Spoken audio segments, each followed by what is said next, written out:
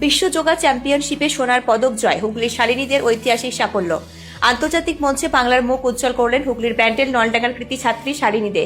সম্প্রতি আহমেদাবাদে অনুষ্ঠিত বিশ্ব যোগা চ্যাম্পিয়নশিপে প্রথম স্থান অধিকার করে সোনার পদক জয় করেছেন তিনি। জানা গিয়েছে, এই আন্তর্জাতিক প্রতিযোগিতায় বিশ্বের 72টি দেশের প্রায় 600 জন প্রতিযোগী অংশগ্রহণ করেছিলেন।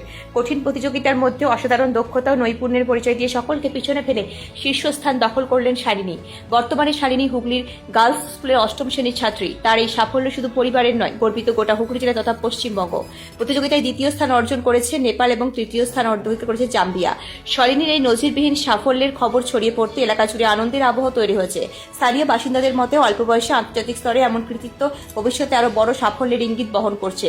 শালিনীর পরিবার জানিয়েছে, পড়াশোনার পাশাপাশি নিয়মিত যোগাভ্যাস এবং কঠোর পরিশ্রমের ফলে এই সাফল্য এসেছে। বর্তমানে তার বাবা একটি বেসরকারি সংস্থায় কর্মরত। মেয়ের এই সাফল্যে অত্যন্ত গর্বিত পরিবার। হুগলির এই কন্যার সাফল্যে শুভেচ্ছার বন্যা বলছে বিভিন্ন মহল থেকে। আগামী দিনে আন্তর্জাতিক যোগা অঙ্গনে আরো বড় সাফল্য অর্জন করবে শালিনী, এমনই আশা সকলের। ব্যুরো রিপোর্ট, আমার বাংলা নিউজ। চ্যাম্পিয়নশিপ গুজরাট আহমেদাবাদে আমি খেলতে গেছি। কাদের সঙ্গে খেলা ছিল? 70টা কান্ট্রির মধ্যে এই খেলাটা অনুষ্ঠিত হয়েছিল। জেলা থেকে কি তুমি একা গেছো? না, আরো অনেকজন ক্যান্ডিডেট গেছিল। মোট মিলে ইন্ডিয়া থেকে 114 ক্যান্ডিডেট গেছিল। এখানে জয়লাভ করলে কি বলবে? সেই জয়লাভ করে আমার খুবই ভালো লেগেছে। এর পেছনে আমাদের বেঙ্গলের প্রেসিডেন্ট শ্যামলতা স্যার এবং সেক্রেটারি পাপিয়া ম্যাডামের জন্য হয়েছে এসব, এবং আমার মা বাবা সবার জন্য এসব হয়েছে। আমার মা না থাকলে আমি এই জায়গায় পৌঁছাতে পারতাম না। নতুন প্রজন্মের কাছে কি বার্তা দেবে?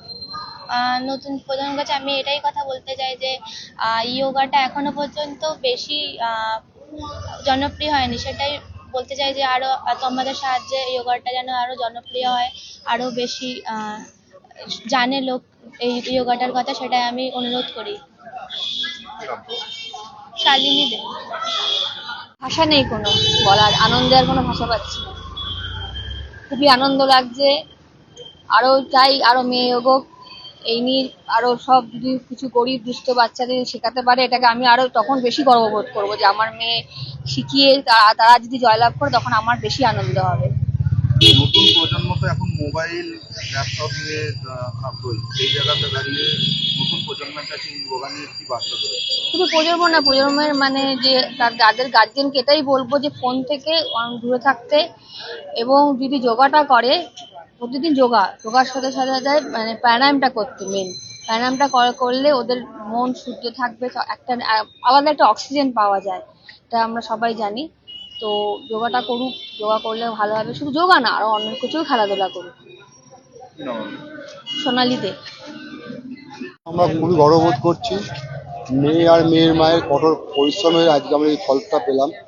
যেটা আহমেদাবাদ অনুষ্ঠিত, সেটা 70টা দেশের কান্ট্রির সঙ্গে লড়াই করে সে 2টো স্বর্ণপদক নিয়ে এসছে। এটা আমাদের খুবই আনন্দিত ব্যাপার।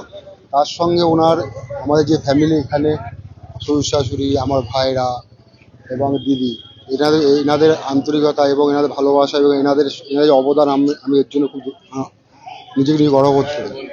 নতুন প্রজন্মের কাছে কি বার্তা দেবে? নতুন প্রজন্ম তো বর্তমানে মোবাইলে ডুবে পড়েছে। তারা তো মোবাইল থেকে বেরোলে খুব ভালো হয়। খেলাধুলা যে একটা নিজের অঙ্গ, সেই জিনিসটা ওদের ভাবতে হবে। খেলাধুলা করলে মানুষের মনের বিকাশ ঘটে এবং শারীরিক বিকাশ ঘটে, যেটা বাস্তব জীবনে খুবই প্রয়োজনীয়। শুধু মোবাইলের সঙ্গে থাকলে হবে না। আমি চাই বর্তমান প্রজন্ম যেন খেলাধুলার সঙ্গে এবং পড়াশোনার সঙ্গে যুক্ত হয়। আমার নাম টুলটুল দে।